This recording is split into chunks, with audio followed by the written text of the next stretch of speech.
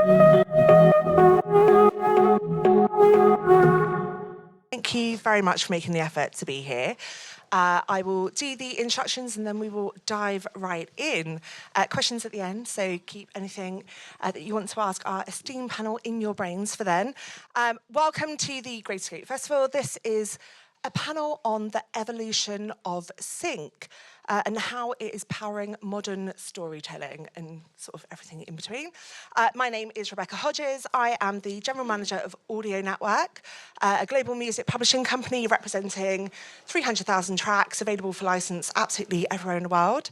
And I am going to introduce our lovely, lovely panel. And hopefully, actually, it's probably better if you introduce yourself. So, Jordan. Hey guys, I'm Jordan, CEO and co-founder of Arcades. We're the management company behind the Sidemen, and yeah, been working with them for the last 5 years.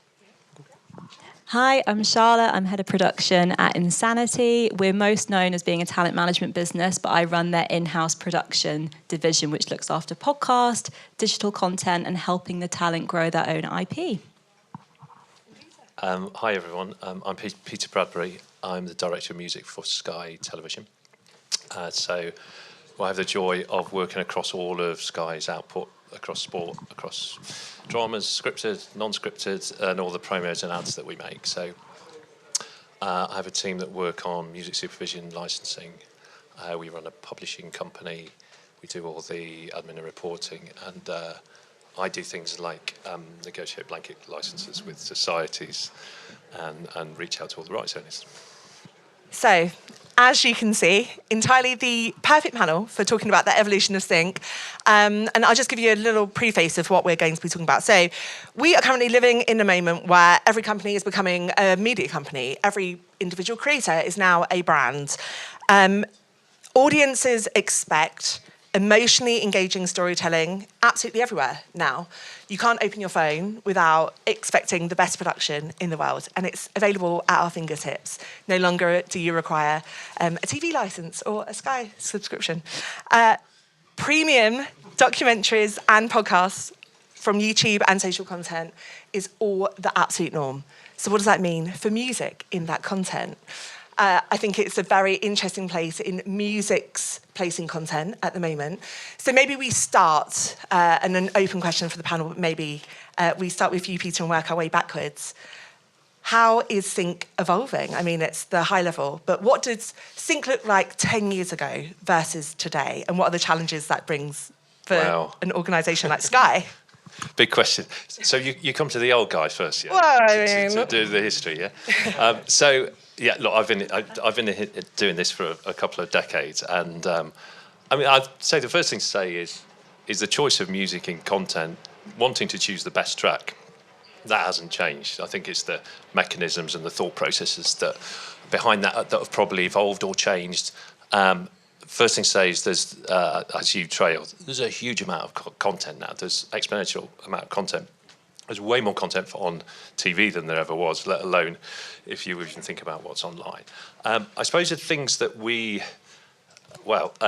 there's lots of things. The things that we've been thinking about more probably over the last 5-10 years is how do, in a very intentional way, how do we use music to elevate the content of the shows that we make?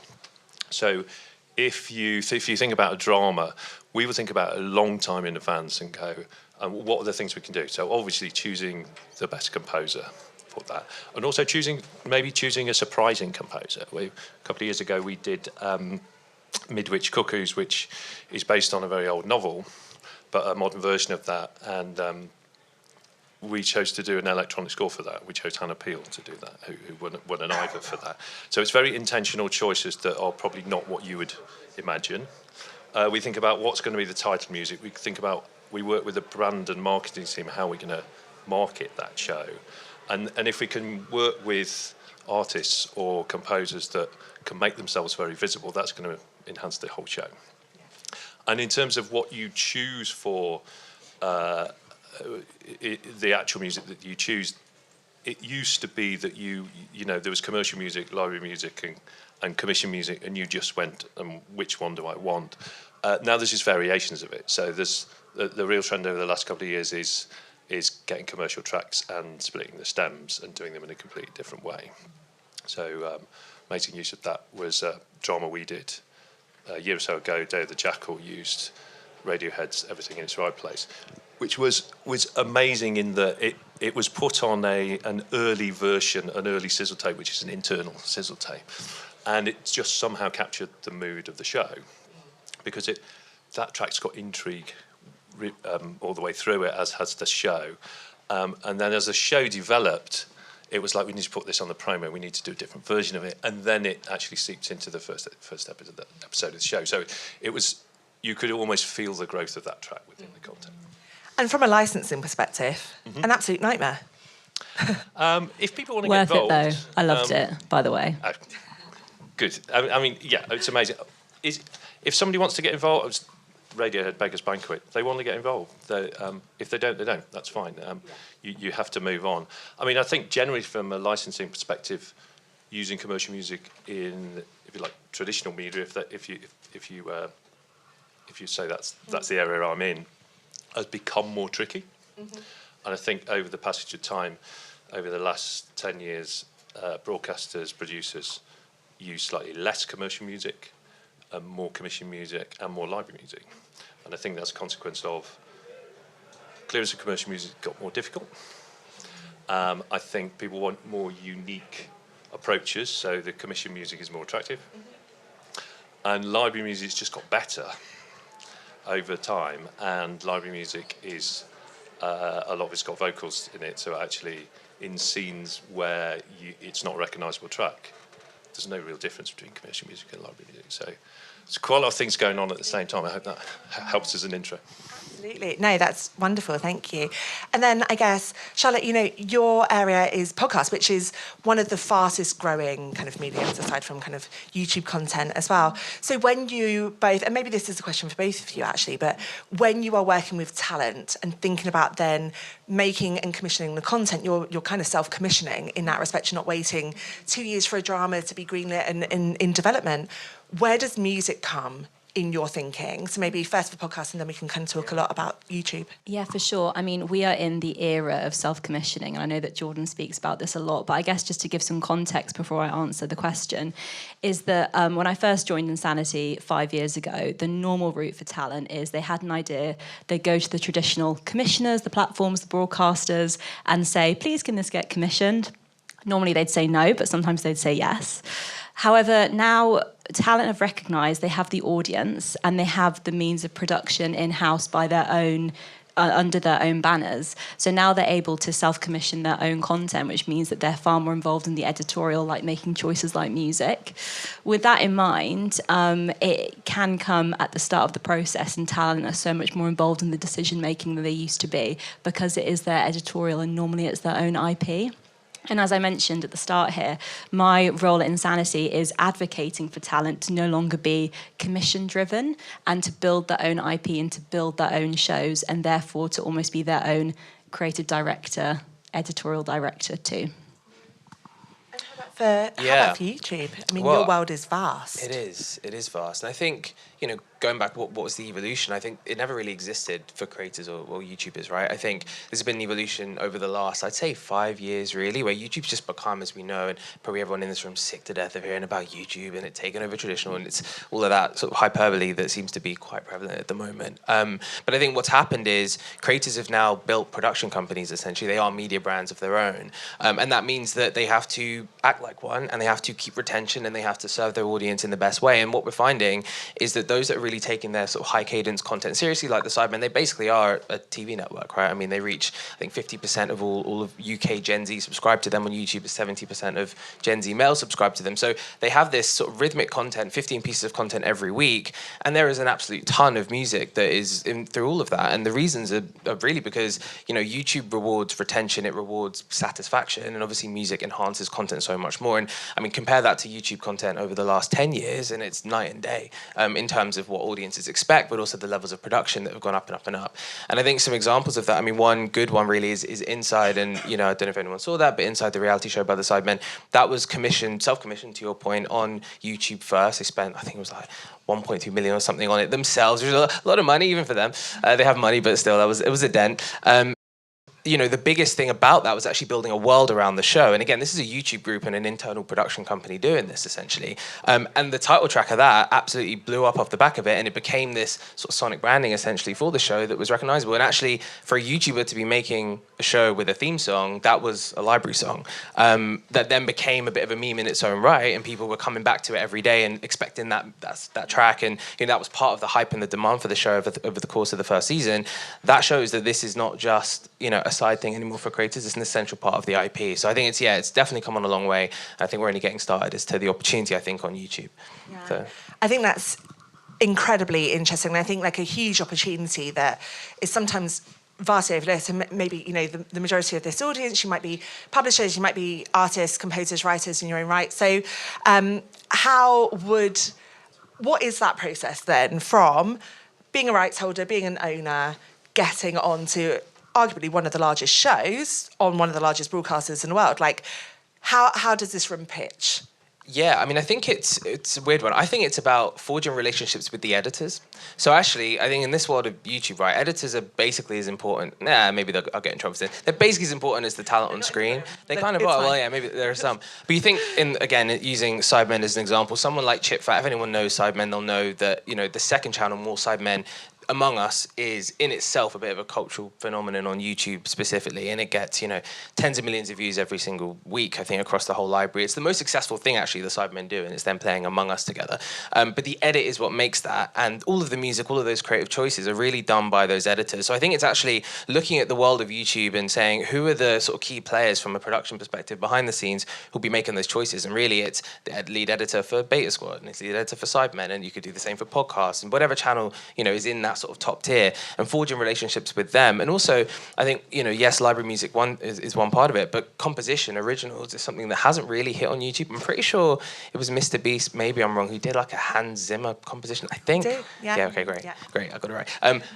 That's a sign of the times. That's only going to get increasingly, I think, common as an opportunity when creators can afford to and have the connections to work with composers. So yeah, I think it's forging those relationships. It's not so much with the YouTubers and the creators themselves. It's more, I think, with their teams, because they're busy doing the on-screen stuff. Yeah, I mean, and anything Mr. Beast does, YouTube soon follows, doesn't it? So I guess with that in mind and talking about original composition, Charlotte, I know that that's big in your world and talent that you represent and advocate for. How does that work with you and your brands? Absolutely. And just to speak as well to one of Jordan's points, we're also in an era where the original boundaries within content about what is a podcast, what's a TV show, what's social media, they're crashing down at the moment. What is a podcast, what is YouTube? It doesn't really matter anymore. It's all just content. I know we were speaking about this before. For example, Netflix is releasing podcasts that aren't available audio only on podcast platforms. Similarly, the majority of podcasts that we produce now will be available on YouTube and will also have YouTube-only content. So that is also something that we're really seeing at the moment too. But in terms of talent owning their IP, 5 years ago, when I started producing podcasts, at Insanity, we would see it was all about library music, but more and more now we are seeing talent wanting to commission music, so it's completely original to them. For the same scenario, like Jordan mentioned, that say if they do get that viral moment and it's sonic branding, it means that it's something that they entirely own, that they won't see anywhere else, which means that we're building in these budgets to actually get original music composed for podcasts, which is something that is completely new. What it also means is that podcasts now is coming full circle. Now the podcast production budgets and podcast production sets, they're like TV shows. They're costing the same amount, and they also have the same lines in the budget for original music. I think, that's... Which is great for everyone in this room, I hope. Absolutely. Lots and lots of money for commissioning is the main takeaway from this. But Peter, I think if we then do that through line back to almost traditional TV, and then podcasts going online and now acting like traditional TV, the converse is true, I guess, for traditional TV, and something like SNL that you are currently knee-deep in at the moment, living almost not entirely online, but having to really think about that and all of the music and all of the clearances.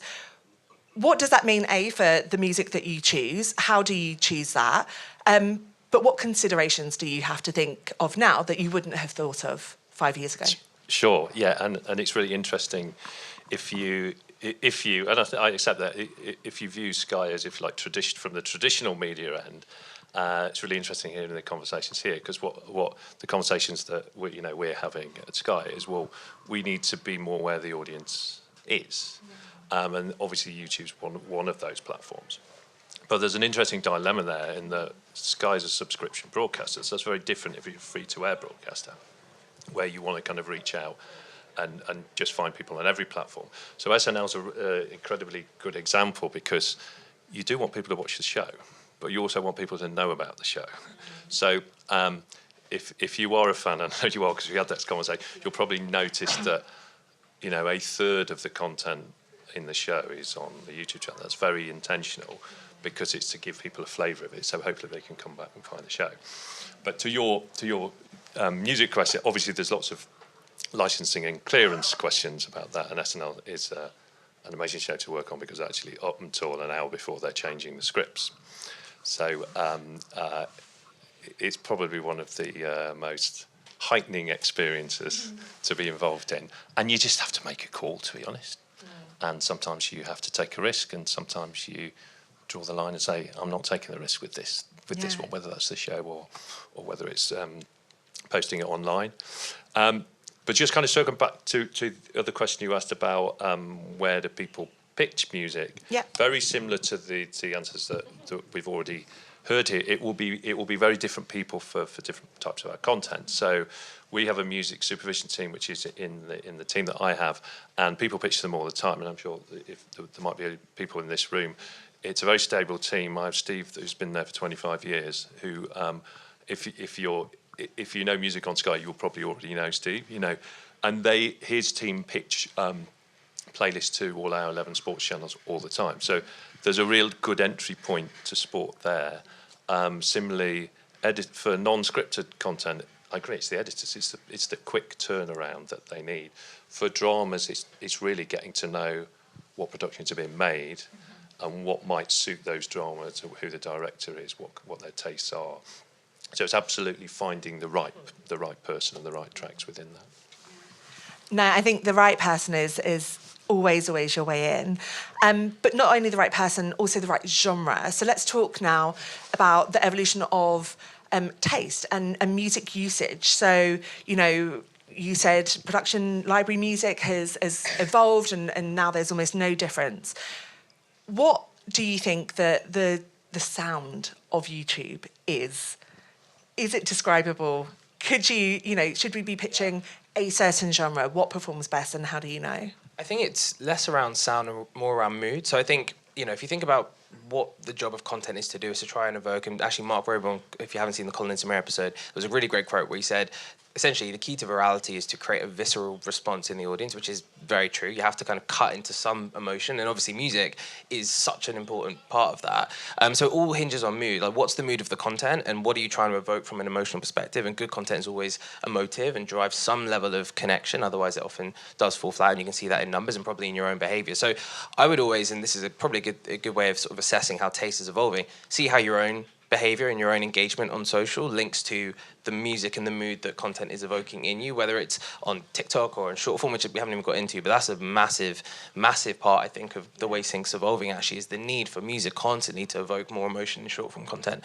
But on YouTube, like, watch videos where there are kind of rises and falls of emotion. How do you feel about that? Does it make you want to engage with it? Does it make you want to like the video or comment? That can happen. You look at a Will and E video or a Zach Alsop video. He did an amazing one recently with it, which was this impossible hill climb, and it's about his story with him and his dad. He uses music incredibly well in that to evoke emotion, and it draws people in. That video got 18 million views, and I'd imagine a big part of that is, and I know it because I was with him yesterday, is the storytelling element that was within that and the music that underlines the storytelling. So I don't think there's a specific genre necessarily. I think it's all about context and mood, but I'd say try and spend more time, I do it myself, like seeing how you respond to content and if you're more likely to engage with something if there's music, because I think all the studies have shown, especially on short form, that that's the case. But what I think is great is that there's no specific genre that's attributed to that, I would say. And actually, I mean, that is a very, very good point. We haven't even spoken about TikTok yet. So how do you use that? Because you are all individual tastemakers, you are very, very responsible for then content going out. You have your own content brand as well as then representing other people in programmes and huge dramas, podcasts, talent. how does your individual taste kind of influence usage? I guess, Charlotte, does that ever creep into your world as head of production? Are you asking what's on my FYP? Yeah. Should we all have a look? No, it's just lots of dogs. It's so interesting. I think that being in the business of, for me, the majority of what I work on is purely talent-led. So the talent of the brand.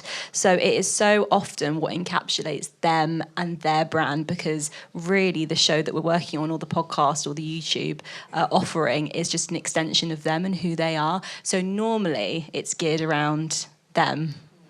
Yeah, entirely. And on a genre basis, Peter, have you found the music usage changing? Like, are you now kind of representing that Gen Z hyperpop TikTok sound across Sky? I think it depends what the content is. It's a long time since I suggested music for programs, but I have a team that are far better than me. But I think within any type of content, it's always about making suggestions. So no one person actually makes a decision. You actually pitch ideas, and sometimes the ideas hit straight away, and sometimes you will go for months before you get there. So there's not one type of music. It's absolutely all about that mood.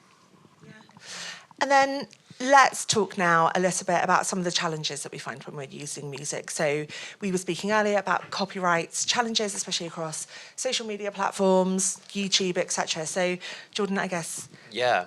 I think this is probably the biggest challenge that creators have, right? It's the killer when you make a video, you think it's great, and then there's like 5 seconds from a track that's not copyrighted, and all the money that you make from the video goes to the rights holder, obviously, as it should, right? As it should, but you're bitter about it. And I think this is part of the need, actually, that YouTube's copyright systems become so sophisticated, and it's all driven by this incredible tech behind the scenes, which, when you speak to them, like, it can pick up anything, and actually, you have to be so careful not to have any copyrighted music or material in the content at all if you want to have it monetized. So that's driving this need that I think is again, great for everyone here in a way, because it means that libraries and having access to an audio network or another is essential for any creator, and even creators who are relatively small are understanding that now. So the knowledge of the importance of copyright is also growing, I think, and it's part of the professionalization of creators, and it's sophisticated, up as an industry. But yeah, that's definitely a change. It wasn't the case before. And I think that's because YouTube specifically wasn't as good at sort of flagging. Also, if you have a video on TikTok or short form, if it does really well, again, you want to make sure that it's protected. It's happened so many times where, something will go viral and the rights holder will say, hang on a minute, you didn't obviously get that from an audio network or another, and then you're into a whole world of problems, because they'll probably get you to take it down when it might have millions of views, and that's pain. So probably all been there. Yeah.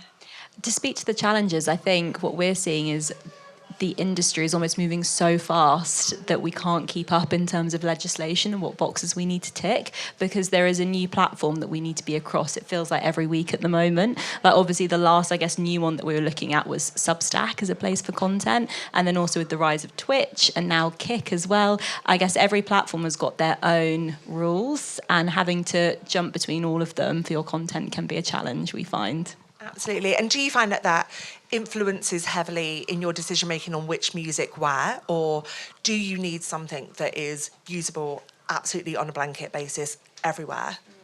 It is a really, really great question. I think normally blanket basis everywhere, just for consistency of the brand. I think that if the show or the content or the podcast was showing up with different iterations of music in different places, it wouldn't be as recognisable. So normally, I guess we do choose the easy option, and I'm Captain Safety. So I will always err on the side of making sure that it's as safe as possible. And I think that's paramount, isn't it? When you're representing a brand, any brand, any program, anything that you're putting out, I think, Captain Safety is always the best hat to be wearing. You don't want to be in the seat when the ship goes down, and, copyright infringements are not good. So what advice then would you give to creators and brands when thinking about music? So I guess, if we keep saying brands and programming and traditional media and kind of new media, but actually it's all very, very similar, isn't it? A program is a brand in its own right, a creator is a brand, a podcast is a brand in its own right. So if there were to be any in the room, what advice would you give them, I guess, if we start Peter downwards? So I'll take a bit of your last question then and go into that one, because I think it's interesting hearing your experiences online. I suppose what TV has always done is if you need to sell a program around the world, you're never going to take you're never going to take a risk on the track. So there's a very strict clearance process within that. Then the problem comes is you then want to clip that up and put it online. You have to be really careful about doing it. So there is a compromise, and I think that actually that puts commercial music at a disadvantage because of the way they organise themselves and the way they're more protective about how they license. So you do get two scenarios where you'll have great content that has commercial music in it that you can't use online, which is frustrating. So you can't have that all safety first. You have to bit and bob through that. Is that a consideration very early on? So when you're doing your music planning, is that something that will be baked into the plan from the off and influence your music choices, or is that something that comes It can post? be, yeah. If you're making a drama and you know that you've got co-producers or sales around the world, then you're going to have a completely different view to if you know you're making a very UK-centric programme that's just going to hit a UK audience, and it may take off, but it also outside the UK, but it may not at all. So you'll approach them in completely different ways. Mm-hmm. I think the content that you make around to support a programme that will go online, you can be very intentional from the off on that, but you also just go through processes if you're using clips. So people are getting used to that, but I would say that's one of the other reasons I mentioned kind of right at the beginning that the profile of music in TV content has changed. There's sort of a decrease in commercial music. That's another one of the reasons. It's just a little bit more tricky to get that certainty that you need. Great. And then I guess the usage of music and how that influences the second part of the question. Do you have... What do you mean, though? How it influences you from the beginning? Yes. Yeah. Well, so creative always comes first, and then commercial comes a close second, but obviously safety, copyright safety is always wrapped up in that. So I think we always encourage people to be absolutely aspirational in what they want to use, and then we take it from that point. So actually back to SNL is a really good example, because the sketch writers will always have an idea of what they want to use. And they'll pitch that in during the week, and then somebody within my team or the music supervisor on the production will go, actually, if we do this in a slightly different way or use a different recording of this, you can get there a lot quicker. And often the conversation will go along the lines of, you might be able to use it on TV, but we won't go online. And then the writer will go, actually, I want my sketch online. So they'll be able to pivot. So if you can get that information in there early on, then it can absolutely influence even the writing to a degree. Wow. I mean, music is incredibly powerful from that respect. Just availability then breeds so much opportunity for the content to travel.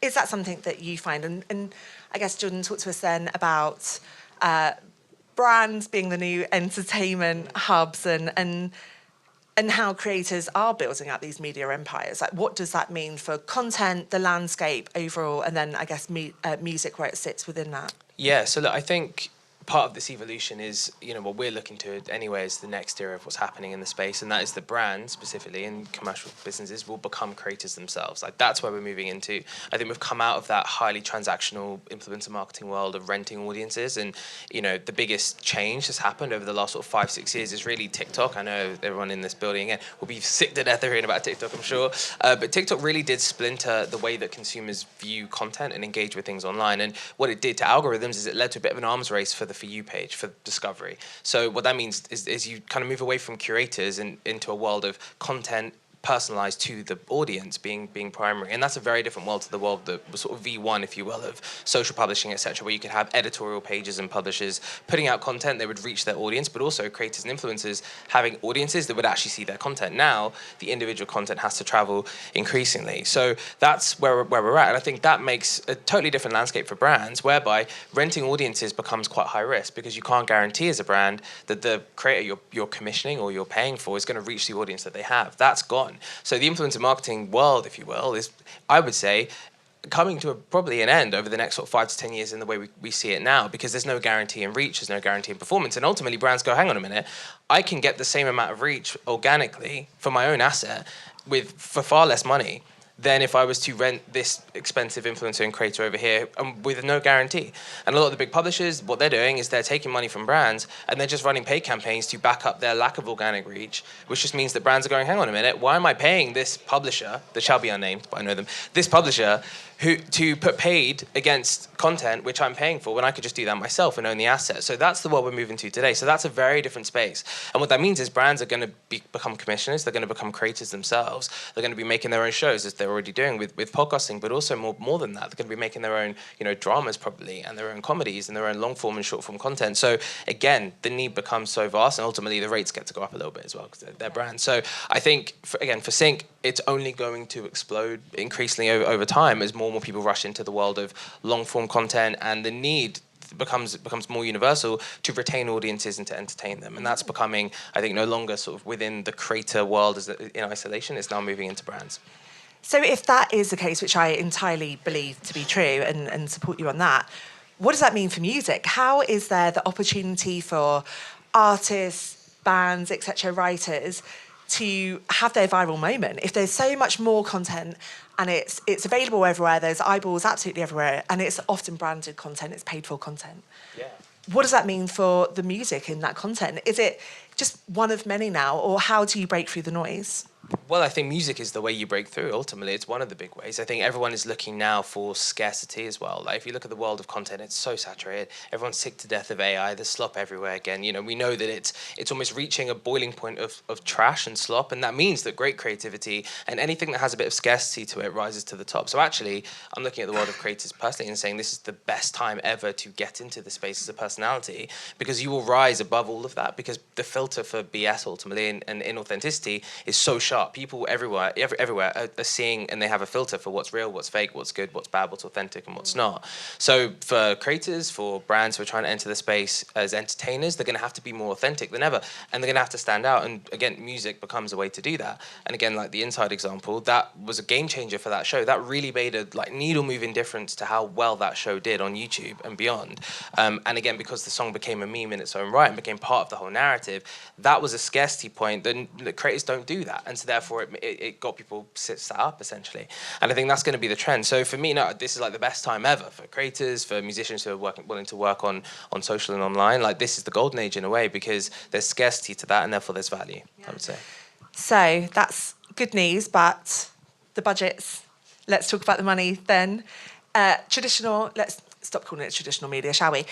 Long form content on paid platforms, etc. The budgets for commissions are traditionally really good. And Charlotte, you kind of spoke about having a really lovely budget line. That's for commission for podcasts, title tracks, etc. But for social, what does that look like across your respective platforms and output? Is it equal? Is social a commission for a title track, for a social piece? Are those budgets rising to meet the almost like the fall, should we say, on more traditional long-form content? What does it look like? Yeah, I can go ahead. So just to speak more as to what Jordan was saying as well, we're also seeing a really nice middle ground that brands also funding a lot of content hosted by talent as well. So brand-funded content is the future. And that means that although creators are creating their own IP and they're creating their own shows, with a brand behind them, it does mean that a really exciting production budget can be unlocked. So on our side, we're seeing our podcast budgets increasing more than we've ever seen before. And like I mentioned, because the demands of production are so much higher than they used to be, it means that the line in the budget for music is better than it's ever been. Like, I remember when I was first starting out, I think we'd have like $10 for like a library piece of music. And now, again, we're commissioning original music, which encapsulates the talent and exactly what they want to achieve. So it's just been exponentially growing. Yeah, that's really exciting, isn't it?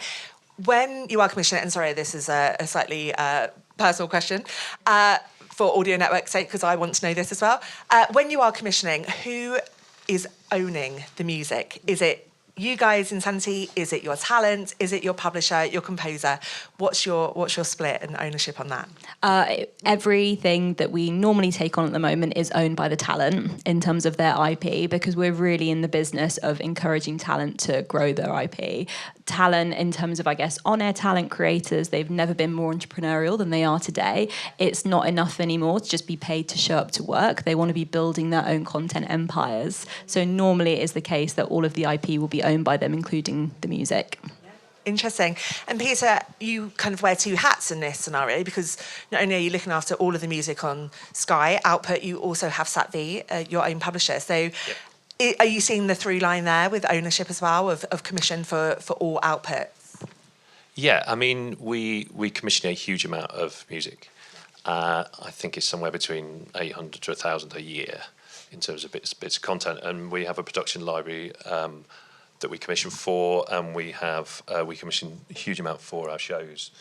So that might be dramas, it might be a 30-second ad, it may be a documentary. So it's across the board. We acquire the rights to all the music that we commission. We work with composers, and they're different for all the different scenarios. So if you're doing a drama, for instance, it's very important for us to firstly own the IP so we can do whatever we need with it. It is an income stream. But we also work with the composers because we want to make sure that they're happy and make sure that we can release the original soundtrack for that and take that worldwide. So it's always a partnership and a collaboration. In terms of the smaller parts, if you like, sort of the more short form, again, you just need to make sure you've got all the rights so you can do exactly what you need with it. It will be a kind of pointless if you didn't do that. But maybe unlike what you guys have been talking about, we're finding composers to write music for the content. They're not the talent themselves that are part of that. And then kind of going back to your budgeting question, it's a really interesting one because in TV terms, in terms of long form, we've seen this market over the last. Well, there was this huge acceleration in the market when the streamers arrived, Netflix, Amazon, Apple, and it was all about thinking about scale. What's the level of scale to sustain a subscriber base? Nobody really knew what that was. And then over the last few years, that's tailed off. The Netflix, the first thing was the Netflix share price dipped, and then we kind of went into a cost of living crisis. So there's a lot less content being produced in terms of long form, but there is still a huge amount of high premium content. So in very broad terms, high-end dramas, there's not a shortage of, but non-scripted content has fallen off a cliff. I'm not exaggerating, that has gone down 50%.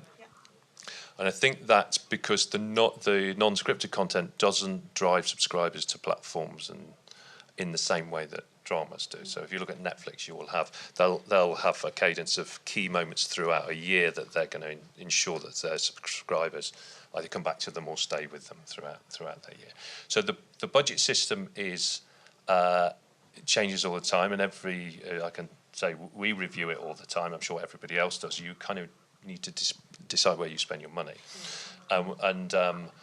what we decided over the last couple of years is that premium dramas were a really good way of spending money. We may make slightly less of them, but they're going to be really big and hard hitting. Back to your online budgeting question, I think that depends what you're trying to achieve.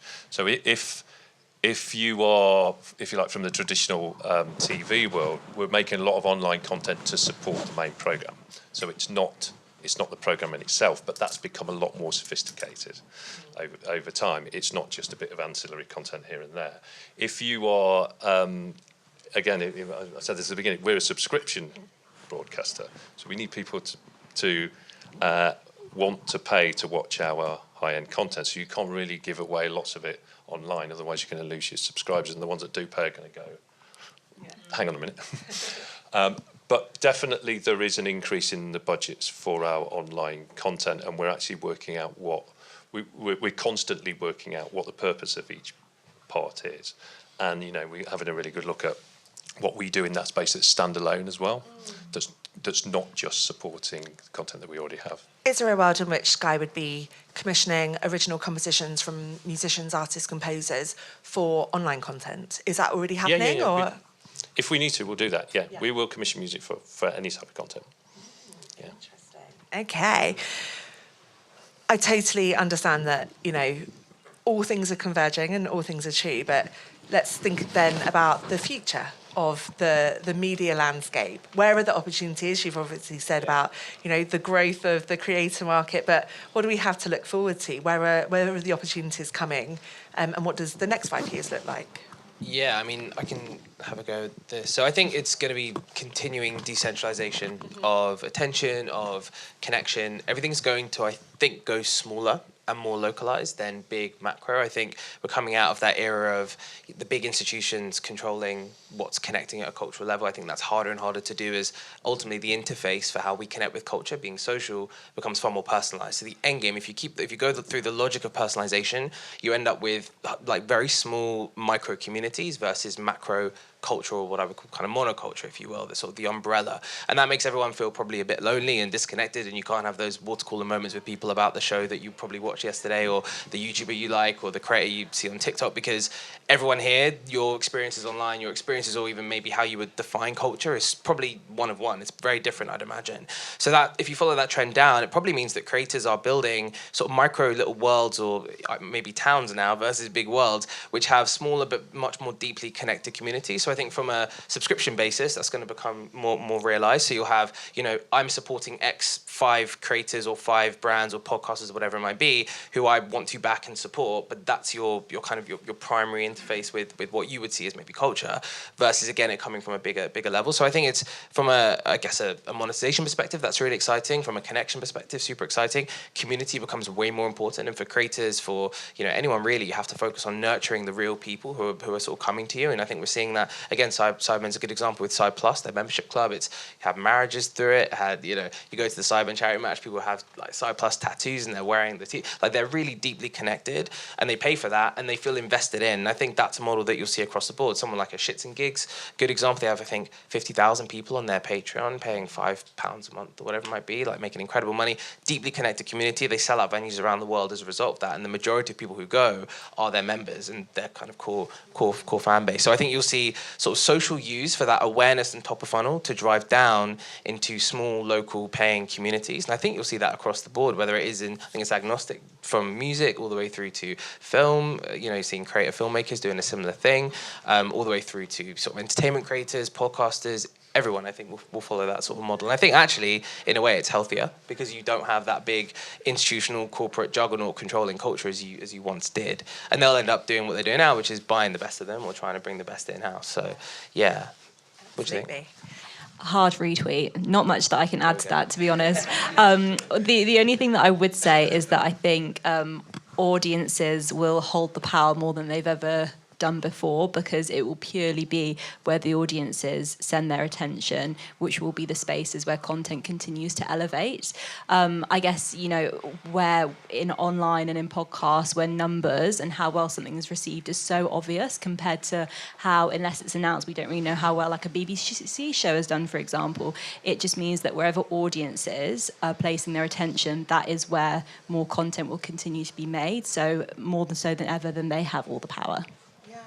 And if we think about kind of the music choices that underpin that, then, is it going to become more and more important for, say, a musician, a writer, to be used in that content to also bring their own audience with them and be creators themselves? Is that connection happening? How would that work in the future? Yeah, I mean, I think seen it with music over the last how many years now, that musicians really are creators, the ones that are doing the best, and they think like creators, and they have the same mindset, and they try and connect in the same way, and they try and build local communities. And those that are able to do that are the ones that have big successes, and those that struggle to really connect as creators, they aren't able to have that huge scale or that depth. And I think, those principles are going to apply to everybody. And the musicians, whether you're behind the scenes, whether you're in front of the camera or in front of the mic, it's going to be the same principle. And I think actually the more that everyone can embrace that creator mindset and lean into it, because it is such an opportunity, I think now really is the moment for it.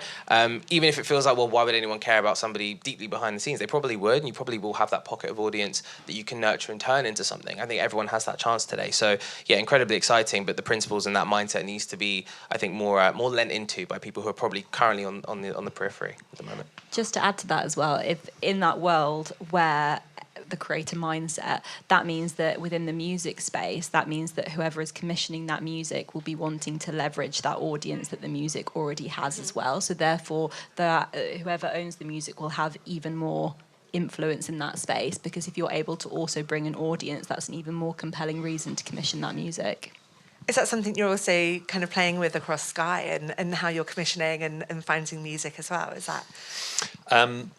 Well, just to the content piece, and I mean, what's interesting, I've mentioned about high-end dramas, but just to kind of tie into some of the comments here, I think what we've looked at in the non-scripted space is trying to connect with the audience with more sort of unashamedly populist content. So if you look at the success of Danny Dyer's Caravan Park, which Sky put out. Genius. If you haven't seen it, do have a look at it. And we've got another series with Gemma Collins coming up.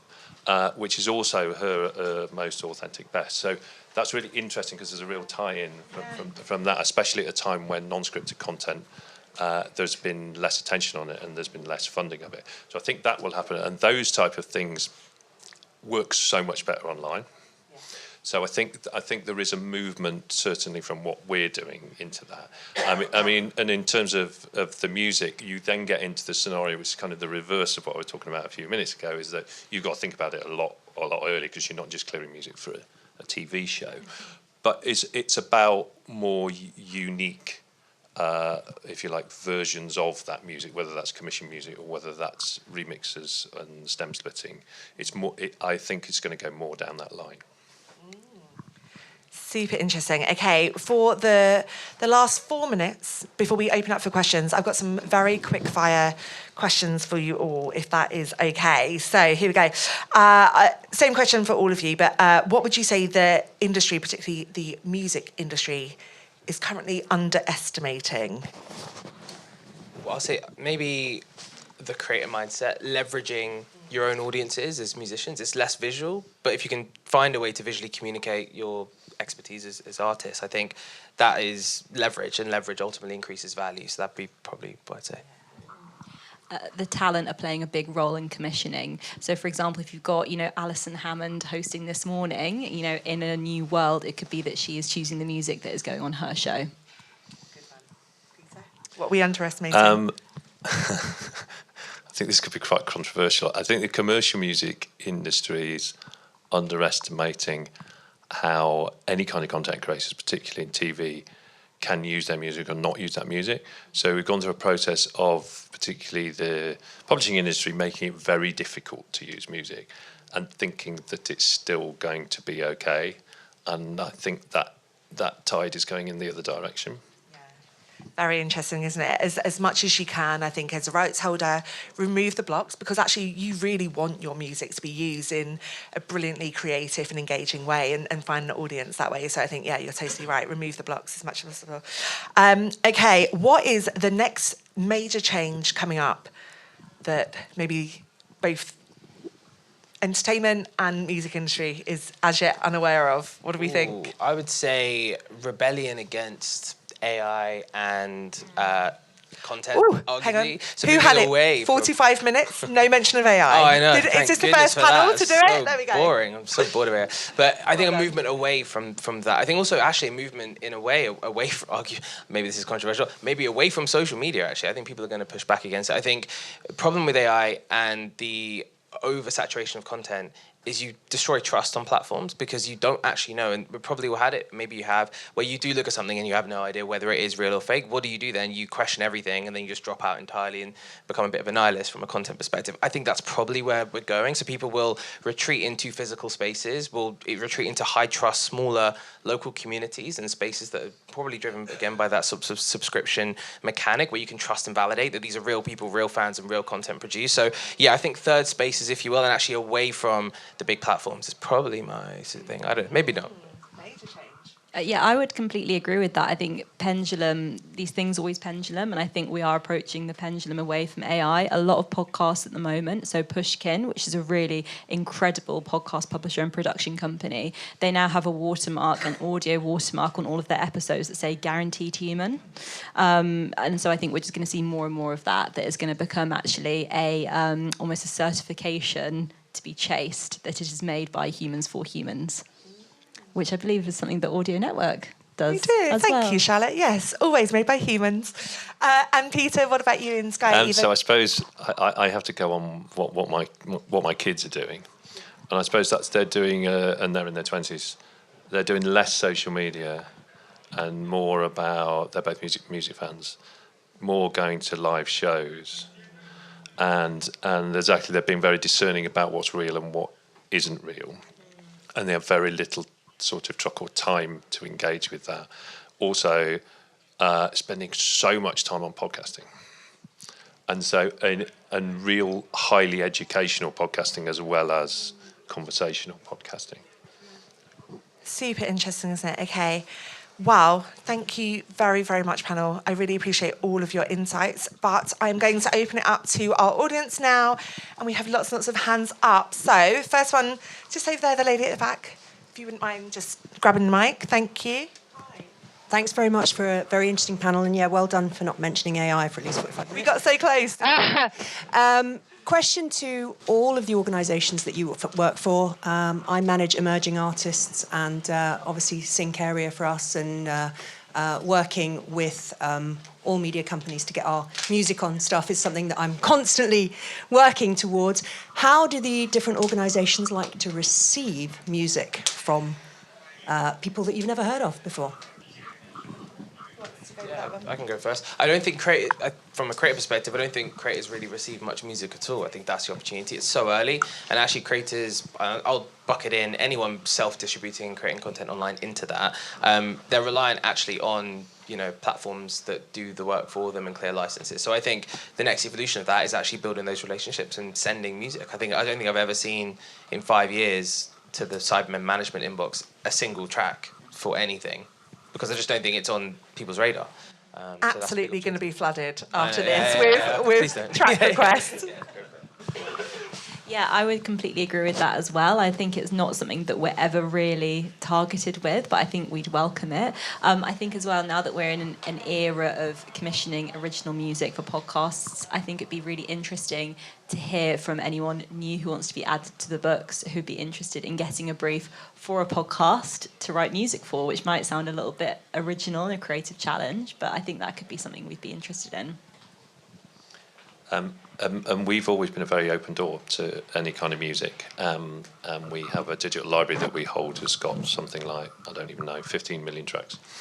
But we engage, we've got a music supervision team, and they like engaging with people. They like people to point towards music that they may not have heard of. Excuse me. So on the practical basis, you can get in touch. You can see me afterwards if you want to. It's got to be easily playable. With the play button's got to be easily downloadable. All the metadata, exactly, all of that. It's got to be WAV as well. Thank you. Great question. Where are we? In the front here, if that's it.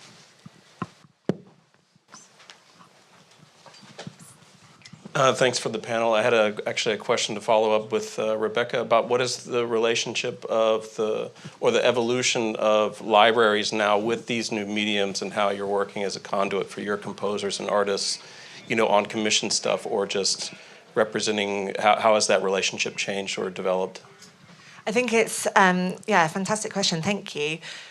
Audio Network, people may know us, may not know us. We're a global music publishing company. We're 25 years old as a business, and our own evolution has been historically working with TV channels all around the world, and that's our bread and butter, and then really driving publishing revenue for our composers and all of the fantastic music that we represent. That is changing. That landscape is inevitably changing. We know that PRO rates all around the world are diminishing as eyeballs shift.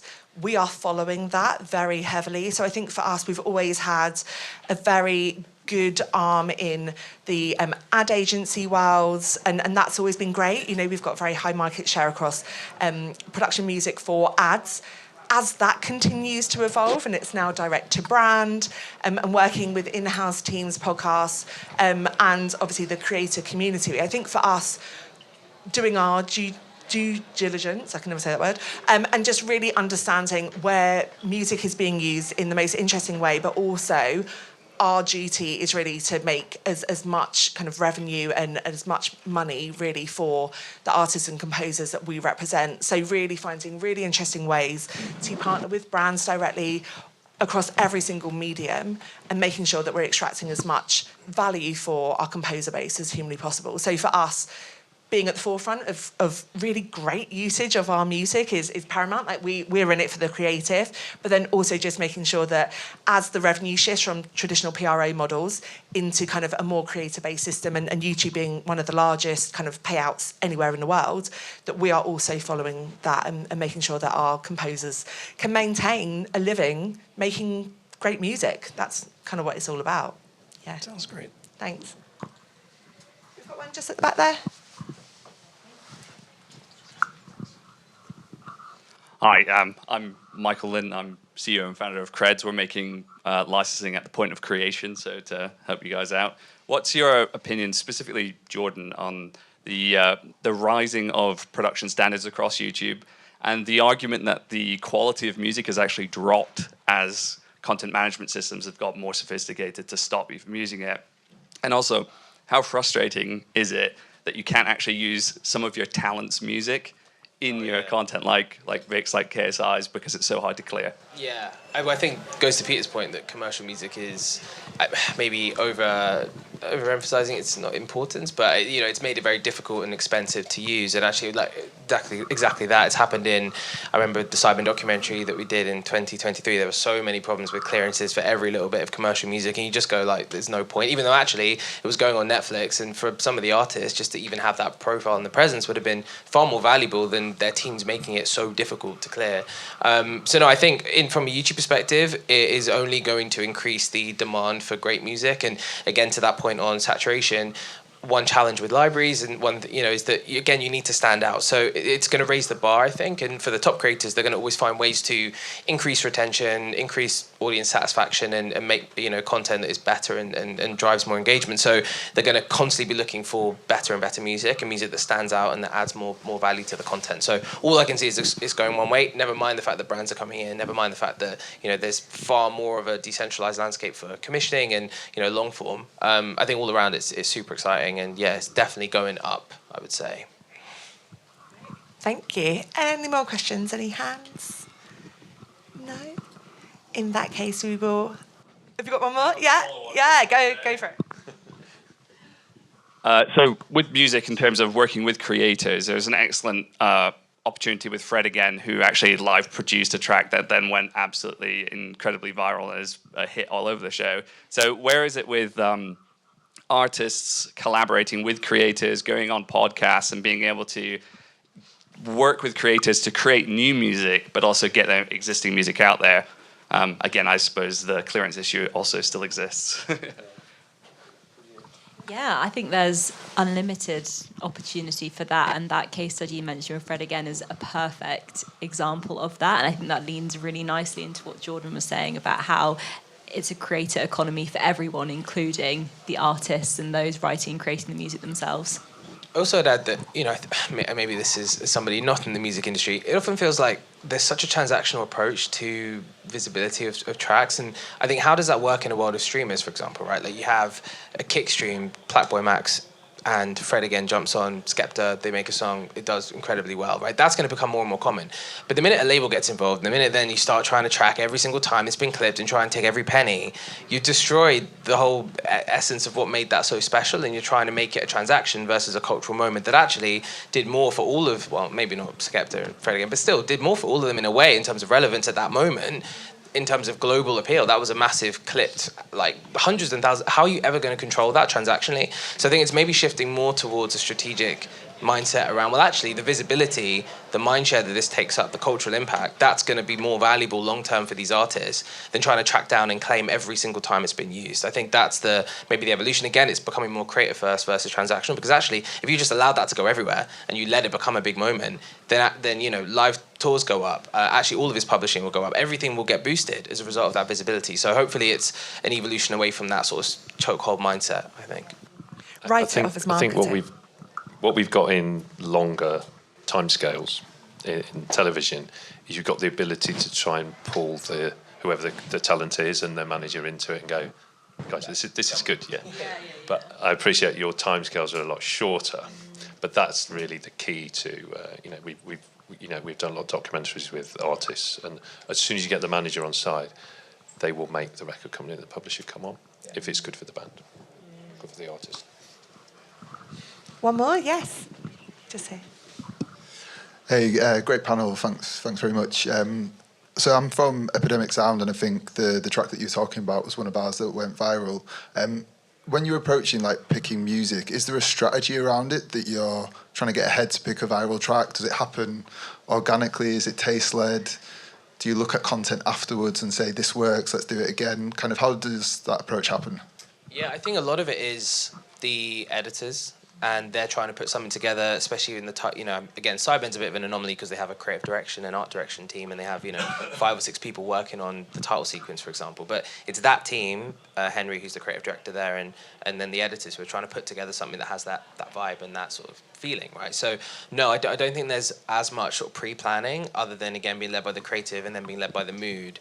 What I do think is increasingly there's a sense of the clip and like having some kind of visceral value in the track immediately, because everything can get clipped, and that title sequence, as I said, as you'll know, right, as a case study, became really effective on TikTok and on social for the first 5-6 seconds. So it's almost condensing the magic of the track into those first 3 to 5 seconds. I think that's really important, probably more so than any other sort of planning around it, I would say.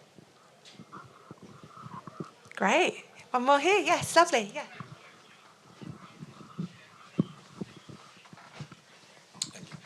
Yeah, really great panel, guys. It was really interesting to hear. And I don't want to be that guy, but in terms of AI, it's really interesting to understand what the sort of compliance is from all 3 of your perspectives.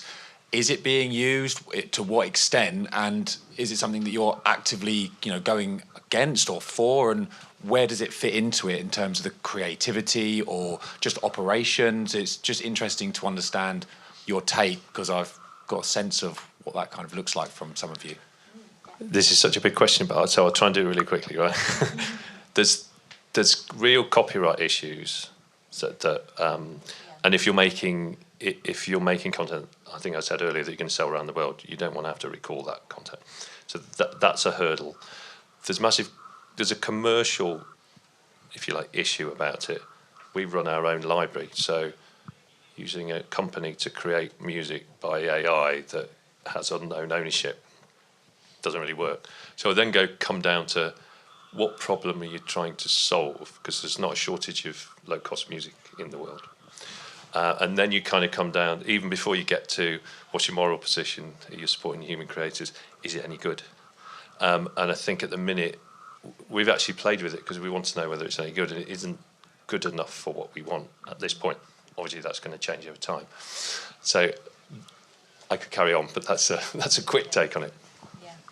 We're the exact same, and I think setting aside sound and music, even when it comes to image generation, you're seeing so many YouTube thumbnails now made by AI, and the problem is that to be created, AI scrapes the internet and collects existing images that are amalgamated to create the new image. Those are all owned by someone, so that is still creating copyright issues, so we don't really touch that. Occasionally a little bit for workflow management, maybe, but I mean, we've tried out in terms of the production. I'm really involved in post, and we've tried out even AI social asset podcast clippers, and they're not as good as human editors. Exactly. I wonder if you guys have tried that out as well. When it comes to creating those viral clips from podcasts and show moments, they're just not as good. So it's not something that we're really using at the moment. Very similar to Peter. Yeah, same. I think it's the same point I was sort of talking about earlier around separating the good from everything else, and it just means there's more trash and more slop. So I think in a way it's going to bump up the value of anything that feels like premium and feels well made and well crafted. But what it will do is anything that is average will probably fall into that lower bucket. So I think it's just going to make the standards go up, but then the value of the sort of better human made content and music go up as well. So. And I think definitely from an audio network point of view, we are proudly human-made, and we won't accept any music that is AI generative. We need that warranties and assurance to give to our clients so that they can feel safe in using our music, and I think that's paramount. Also, just human in the loop, like human talent will always win out, and I think it is worth the premium. However, I definitely think on the back end, it's got huge opportunity for us, our clients, kind of finding the right music. So we currently use it in our search and discovery, how we can help the editor find that track quicker in a better way, get the right cut downs, all of that sort of thing. So I think there's definitely a place for it, but I think possibly and hopefully, like everyone in this room, I want AI to do my laundry. I don't want it to do my art. So as much as we can all be the guardians of that, I think that's the place to be, hopefully. Yeah, as a room of creatives, I think we can thank you in that sense then. Yeah, absolutely. And that seems like a lovely place to finish on, if that's okay. So thank you very much. Thank you to our wonderful panel. Thanks, Becky.